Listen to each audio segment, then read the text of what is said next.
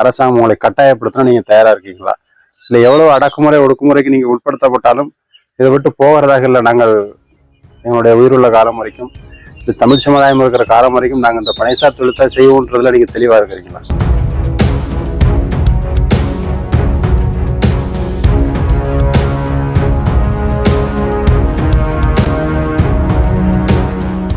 என் குடும்பத்துல இருந்தே வந்து பனை தொழில இருந்து என்ன விலக்கி வச்சாங்க. ஏன்னா அதுல இருக்கிற அந்த அடக்குமுறைகள், பிரச்சனைகள், பனை தொழில் அப்படின்னாலே வந்து அது வந்து ஒரு இழிவுபடுத்த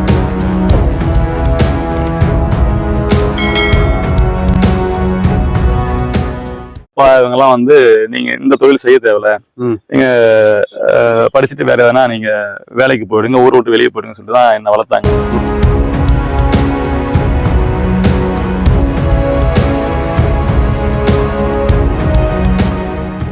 நாம் தமிழர் கட்சி ஆரம்பிக்கப்பட்ட காலத்திலிருந்தே வந்து கல்லுக்கும் பனைக்கும் ஆதரவான கட்சியா தான் இருக்குது இன்னை வரைக்கும்.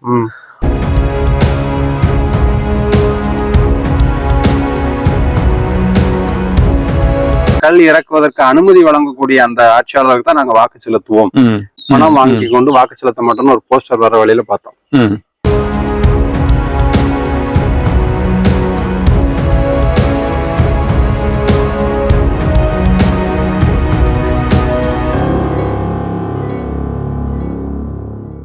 வணக்கம், என்னோட பேர் பாண்டியன் பனையேரி. விழுப்புரம் மாவட்டம் நரசிங்கனூர் கிராமத்துல நாங்க குடும்பத்தோட இருக்கோம். இங்க ஒரு 7 தலைமுறைகளா நாங்க இருக்கோம். இதுக்கு முன்னாடி எங்களுடைய முன்னோர்கள் விழுப்புரம் மாவட்டம் பனையபுரம் அப்படின்ற ஊர்ல இருந்து வந்திருக்காங்க. எங்களுடைய குலத்தொழில் பனை சார்ந்த தொழில் அப்படின்றாலும் நான் ஒரு 7 ஆண்டுகளா தான் வந்து இங்க பனை தொழில் செஞ்சுட்டு இருக்கேன். அதுக்கு முன்னாடி இயற்கை விவசாயம் அதெல்லாம் செஞ்சுட்டு இருந்தேன். பனை தொழில ஏன் நான் வந்து கடந்த 7 ஆண்டுகள் மட்டும் செஞ்சேன்னா, அதுக்கு முன்னாடி வந்து எனக்கு என் குடும்பத்துல இருந்தே வந்து பனை தொழில இருந்து என்ன விலக்கி வச்சாங்க. ஏன்னா அதுல இருக்கிற அந்த அடக்குமுறைகள், பிரச்சனைகள், பனை தொழில் அப்படின்னாலே வந்து அது வந்து ஒரு இழிவுபடுத்தப்பட்ட தொழில் அப்படின்றதால என்னுடைய தாத்தா, என்னுடைய அப்பா இவங்க எல்லாம் வந்து நீங்க இந்த தொழில் செய்ய தேவையில்ல, நீங்க படிச்சுட்டு வேற எதனா நீங்க வேலைக்கு போயிடுங்க, ஊரை விட்டு வெளியே போயிடுங்க சொல்லிட்டு தான் என்ன வளர்த்தாங்க. அதனாலதான் நான் வந்து இந்த தொழிலை பத்தி கத்துக்காம பனை ஏறாம இருந்துட்டேன். என்னோட 38வது வயசுலதான் நான் வந்து திரும்ப இந்த பனை தொழிலுக்குள்ள வந்தேன். அப்போ பாத்தீங்கன்னா இந்த ஊர்ல வந்து ஒரு வாரத்துக்கு 4500 ரூபாய் போலீஸுக்கு ஒரு தனிநபர் மாமூல் கட்டிட்டு மரம் ஏறிட்டு இருந்தாங்க, கல் ஏறிட்டு இருந்தாங்க.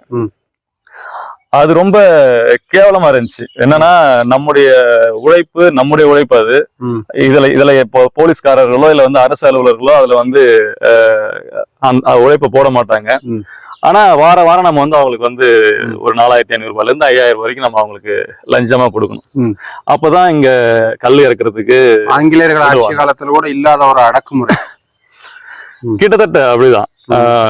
இங்க வாழ்வதற்கான எந்த விதமான ஒரு அடிப்படை வசதிகளோ இல்ல வந்து அடிப்படை உரிமையோ வந்து இங்க வந்து மறுக்கப்பட்டிருக்கு. இப்போ இந்த சட்டமே பாத்தீங்கன்னா, கல் தடை சட்டமே பாத்தீங்கன்னா ஆங்கிலேய ஆட்சி காலத்தில் போடப்பட்டதுதான். கிட்டத்தட்ட 1937ஆம் ஆண்டு இந்த கல்லுக்கான தடையை போட்டிருக்காங்க. அன்னையிலிருந்து சுதந்திரம் அடைந்த இந்தியா இன்னைக்கு வந்து மக்களாட்சி நடந்துட்டு இருக்குது, குடியரசு ஆட்சின்னு சொல்றாங்க. ஆனா இன்னைய வரைக்கும் வந்து அந்த சட்டத்தை வந்து நீக்காமலேயே, அந்த சட்டத்துல இருந்து சட்ட திருத்தம் கொண்டு வரப்படாமலேயே இருக்குது இன்னை வரைக்கும். இப்ப இருக்கக்கூடிய ஆட்சியாளர்கள், குறிப்பா நாம் தமிழர் கட்சியினுடைய ஒருங்கிணைப்பாளர் சீமான் வந்து, அதாவது இந்தியாவில எங்கும் இல்லாம தமிழ்நாட்டினுடைய முதல்வர்களுக்கு வந்து இருவரும் திராவிட கட்சிகளுக்குமே சாராய ஆலை இருக்கு, அவருடைய சாராய ஆலையில இருந்து பண்றது விநியோகம் பண்ணணும், மக்கள் மத்தியில் அதை கொண்டு போய் சேர்க்கணும், அதை வித்து ஆதாயம் அடையணும் அப்படின்றதுக்காக இந்த கல்சார் தொழிலை வந்து தடை செய்து வச்சிருக்கிறதாக சொல்றாரு. அதை பத்தி நீங்க என்ன நினைக்கிறீங்க? இல்ல, அது உண்மைதான். நாம் தமிழர் கட்சி ஆரம்பிக்கப்பட்ட காலத்திலிருந்தே வந்து கல்லுக்கும் பனைக்கும் ஆதரவான கட்சியா தான் இருக்குது இன்னை வரைக்கும். இந்த அரசு கல் தடை போட்டதுக்கும் அவங்க இந்த IMFL மதுபானங்களை இங்க கொண்டு வந்ததுக்கும் ஒரு நெருங்கிய ஒரு தொடர்பு இருக்குது. அதை விற்பனை செய்யறதுக்காகவும் அதுல முதலாளிகள் லாபம் குறைக்கிறதுக்காகவும் மட்டும்தான் வந்து அந்த IMFL மதுபானங்களை உள்ள கொண்டு வந்து டாஸ்மாக் அப்படின்ற ஒரு விஷயத்த வந்து அரசே செய்ய ஆரம்பிச்சு தொடர்ந்து வந்து அதை விற்பனை செஞ்சு தமிழக மக்கள்ல மதுவுக்கு அடிமையாக்கிட்டு இருக்காங்க. அப்பப்போ நடக்கிற இந்த வருடத்துக்கு ஒரு முறையும் 2 வருடத்துக்கு ஒரு முறையும் நடக்கிற இந்த சாராய மரணங்கள் கூட வந்து இதுல தொடர்பு படுத்தான் நான் பார்ப்பேன். நான் எப்படின்னா அப்பப்போ வந்து இந்த மாதிரி ஒரு நிகழ்வுகளை வந்து நிகழ்த்தினா மட்டும்தான் மக்கள் வந்து அவங்க சாராயங்கள்ல இருந்து விடுபட்டு டாஸ்மாக்கு வருவாங்க. அதன் மூலமா டாஸ்மாக்கு வருமானம் அதிகமாகும் அப்படின்ற ஒரு வியாபார நோக்கு தான் அப்பப்போ நடக்கிற இந்த சாராய மரணங்களோ அல்லது கொலைகளோ அப்படின்ற ஒரு சந்தேகமும் வந்து ஏற்படுது. பனைசார் தொழில் அப்படிங்கிற தமிழ் சமுதாயத்தை வந்து வளமோடு வாழ செய்த ஒரு தொழில் தான், மாற்றுக்கிறது கிடையாது. தமிழ் எடுத்துட்டோம்னா ஆதிக்குடி, தொன்மக்குடிகள், பழங்குடியின சமுதாயம், காடுகளில் வேட்டையாடி வாழ்ந்த ஒரு சமுதாயம் அப்படின்னு ஒரு பேர் இருக்கு. நமக்குன்னு ஒரு 25,000 ஆண்டுகள் ஒரு வரலாறு இருக்கு. அப்படிங்கும்போது தமிழ் சமுதாயத்தினுடைய பிரதிபலமாக முகமாக இருந்த இந்த ஒரு கல் இறக்குவது அப்படின்னு இது சம்பந்தமான இந்த தொழிலை இந்த ஆட்சியாளர்கள் அடக்குமுறைக்கு ஒடுக்குமுறைக்கு உட்படுத்தப்பட்ட மக்களை நசுக்கும் போது அது ஒரு குல தொழிலை நசுக்கக்கூடிய விஷயமா தானே பார்க்கப்படுது. குலத்தொழில நசுக்கிறது மட்டும் இல்லைங்க, இது வந்து ஒரு இனத்தையே ஒண்ணுமில்லாம ஆக்குறதுக்கான இன அழிப்பு தான் வந்து இதை நான் பாக்குறேன். நீங்க பாத்தீங்கன்னா தமிழ்நாட்டுல கல் தடை போட்டதுக்கு அப்புறம் தான் பனை தொழிலாளர்கள் தங்களுடைய ஊர்ல இருந்து அவங்களுடைய குலத்தொழில இருந்து வெளியேறி வெளியூர்களுக்கு இல்ல வெளிநாடுகளுக்கு வெளி மாநிலங்களுக்கு சென்று கூலி தொழிலாளர்களாகவும் பங்கடை வச்சிருக்கிற தொழிலாளர்களாகவும் கொத்தனார் வேலைக்கு போற சித்தாள் வேலைக்கு போற தொழிலாளர்களாக மாற்றப்பட்டிருக்காங்க. இன்னைக்கு தமிழகத்துல பனையேரிகள் அப்படின்ற ஒரு அடையாளத்தோடவே வந்து பனையேரிகள் கிடையாது. நீங்க பாத்தீங்கன்னா வந்து மத்த தொழிலாளர்கள் மீனவர்கள்னா அவங்களுடைய ஆவணங்கள்ல மீனவர்கள் அப்படின்னு அடையாளப்படுத்திருப்பாங்க. நெசவாளர்கள் அடையாளப்படுத்திருப்பாங்க. அந்த மாதிரி விவசாயிகள் அடையாளப்படுத்திருப்பாங்க. ஆனா தமிழகம் முழுசும் பனையேரிகளை அடையாளப்படுத்தல. அவங்க எல்லாருமே வந்து வெவ்வேறு தொழிலாளர்களா, இப்போ நான் உட்பட விவசாயி அப்படின்னு தான் நான் அடையாளப்படுத்தப்பட்டிருக்கேன். இந்த ஊர்ல எல்லாருமே வந்து விவசாய கூலிகள். நீங்க மேற்கு தமிழகம் போனீங்கன்னா அங்க எல்லாருமே வந்து நெசவாளர்களா அடையாளப்படுத்தப்பட்டிருக்காங்க. கடலோர மாவட்டங்கள்ல போனீங்கன்னா மீனவர்கள் அடையாளப்படுத்தப்பட்டிருக்காங்க. ஆனா அவங்களுடைய தொழில வந்து அவங்க அடையாளப்படுத்தப்படல. இன்னைய வரைக்கும் வந்து இது ஒரு அடையாள அழிப்பு. இது அதாவது இதுதான் நடந்திருக்கு. தொழில் செய்யக்கூடியவர்கள் தான் வந்து பனை தொழில் தான் செய்யறேன்னு சொல்றதுக்கு உண்டான ஒரு அந்த வாய்ப்பே கிடையாது. அந்த வாய்ப்பையும் வந்து இந்த அரசு வந்து உருவாக்கல. அச்ச உணர்வோடு இது வந்து பனையேரிகளுக்கு மட்டும் கிடையாது, பனை மரத்துக்கும் உண்டு. இது பனை மரத்தையும் வந்து இங்க வந்து யாரும் கணக்கெடுப்பு நடத்தவே இல்லை இன்னைய வரைக்கும். இந்த கிராம நிர்வாக அலுவலர்கள் அவங்க கிட்ட போயிட்டு எங்க நிலத்துல ஒரு 150 பனைமரம் இருக்குது, இந்த பனைமரத்தை நீங்க வந்து நில அடங்கல்ல சேர்க்கணும் அப்படின்னு சொன்னோம்னா எங்களுக்கு அப்படிப்பட்ட எந்த விதமான அறிவுறுத்தலும் எங்களுக்கு இல்ல, அதனால நாங்க அதை சேர்க்க முடியும் அப்படின்னு.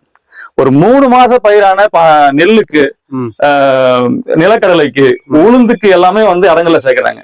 ஒரு நிலத்துல என்ன இருக்குதோ அதை அப்படியே பதிவு பண்றதுதான் அடங்கல். இப்போ ஒரு நிலத்துல வந்து குட்டை இருக்குதா, ஒரு நிலத்துல மரம் இருக்குதா, ஒரு நிலத்துல வந்து மேடு இருக்குதா, ஒரு நிலத்துல கிணறு இருக்குதா, வீடு இருக்குதா, இது அப்படியே வந்து அடங்கல்ல ஏத்துறதுக்கு பேர் தான் நில அடங்கல்.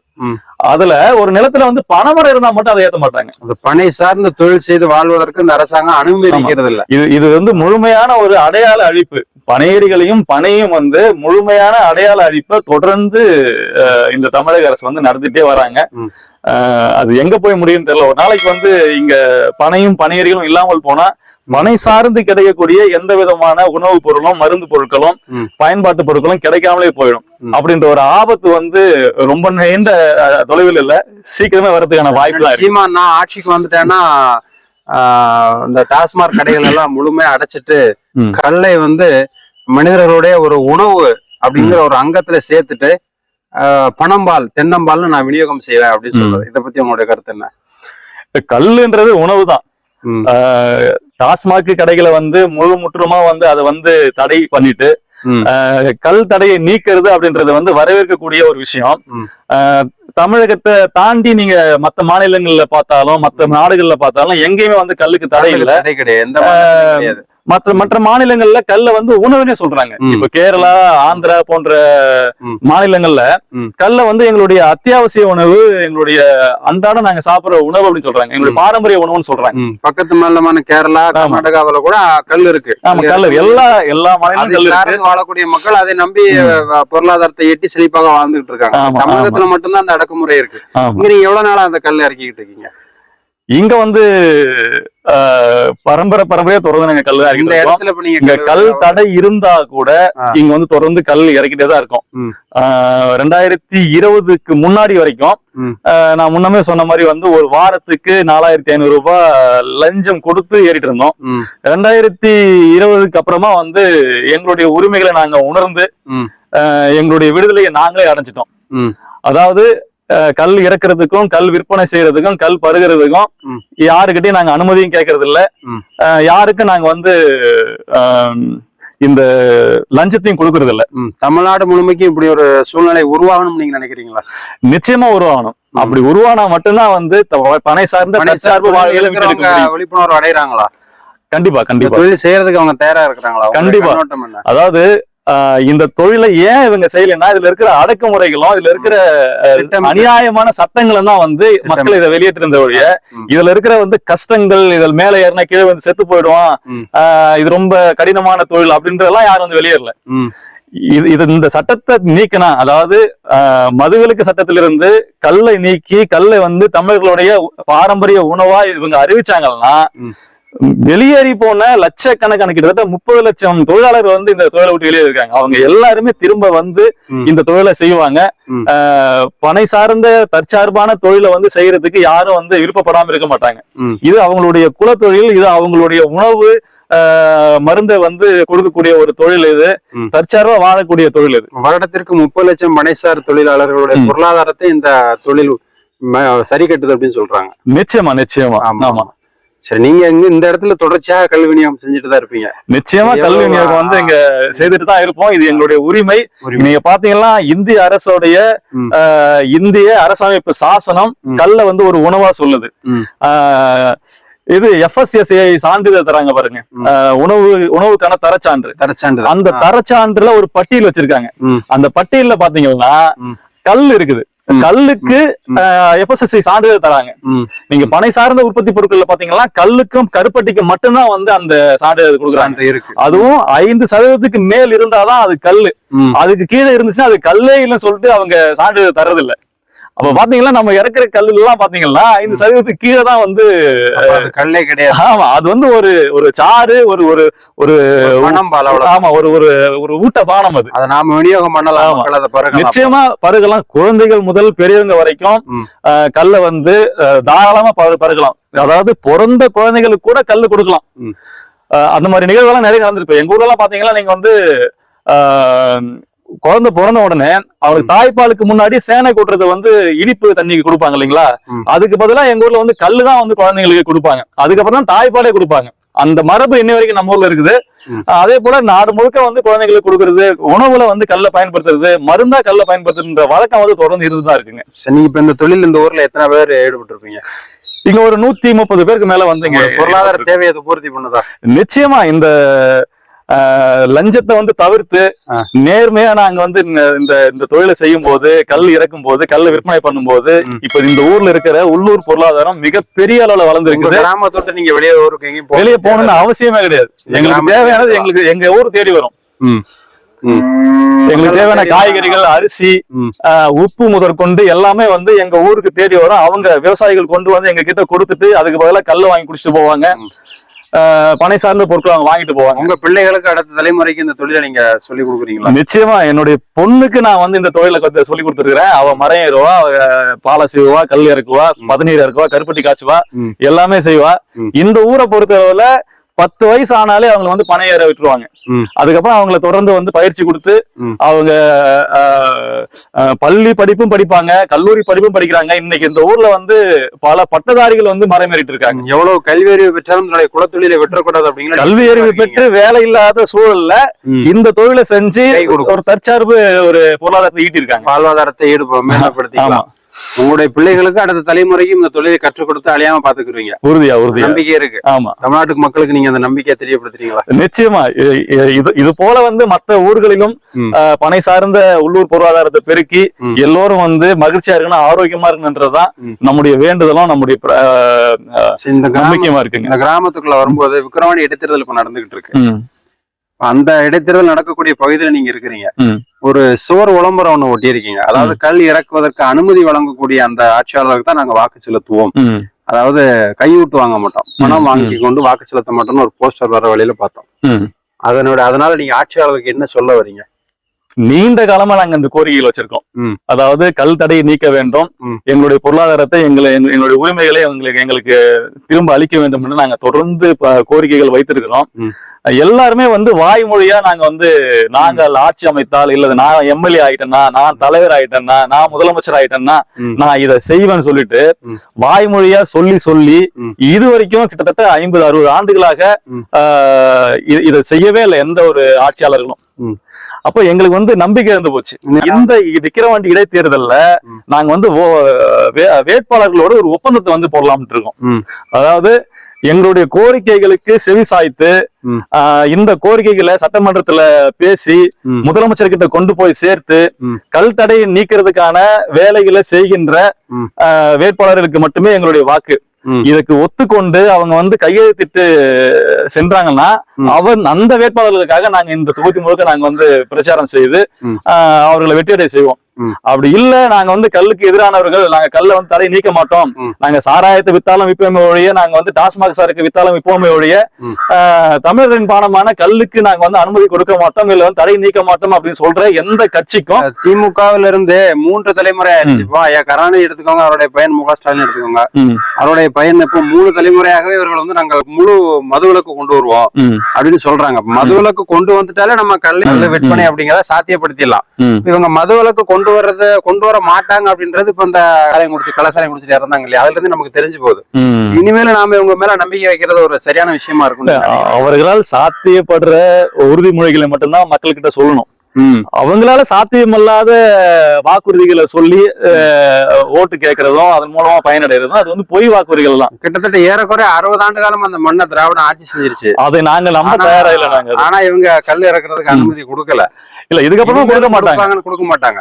அவன் நாம் தமிழர் கட்சியினுடைய வேட்பாளராக இருக்கக்கூடிய சகோதரி அபிநயா அவர்கள் கல் இறக்குறதுக்கு அனுமதி நான் பெற்றுக் கொடுப்பேன்னு சொன்னா நீங்க அவங்களுக்கு முழுமையான ஆதரவு கொடுப்பீங்க? அவங்க கல் இறக்குறதுக்கான தடையை நீக்குவதற்கான வேலையை நான் செய்வேன் அப்படின்னு சொல்லிட்டு எங்களுடைய ஒப்பந்த படிதத்துல அவங்க கையெழுத்திட்டு எங்களுக்கு நம்பிக்கை ஊட்டினால் நாங்க எல்லோரும் சேர்ந்து அவங்களுக்கு வாக்களிக்க தயாராக மக்கள் இருக்கீங்க. அதை சுத்தி பனைசார் தொழில் செய்யக்கூடியவர்கள் கிட்டத்தட்ட இந்த கிராமத்துல மட்டும் ஒரு 600-650 பேர்கள் இருக்கும். அப்ப சகோதரி நாம் தமிழர் கட்சியினுடைய வேட்பாளர் உங்களை சந்திச்சு இதுல வாக்குறுதி கொடுத்தா நீங்க அவங்களுக்கு முழுமையான ஆதரவு கொடுப்பீங்க? உறுதியா. நாம் தமிழர் கட்சியுடைய கொள்கை இதுதான். அதுதான் நீங்க தெரிஞ்சுக்கிட்டீங்களா? கல் இறக்குறதுதான் அவங்களுடைய தொடர் ஆதரவு கல்லுக்கு ஆதரவா இருக்காங்க. பனை சார்ந்த பொருளாதாரத்தை அவங்க முன்னெடுக்கிறாங்க. நாங்க அறிஞ்சுதான் வச்சிருக்கோம். இவ்வளவு நேரம் என் கூட பேசிக்கிட்டதுக்கும் நான் கேட்ட கேள்விகளுக்கு பதில் சொன்னதுக்கும் மிக்க நன்றி. மகிழ்ச்சி. நன்றி.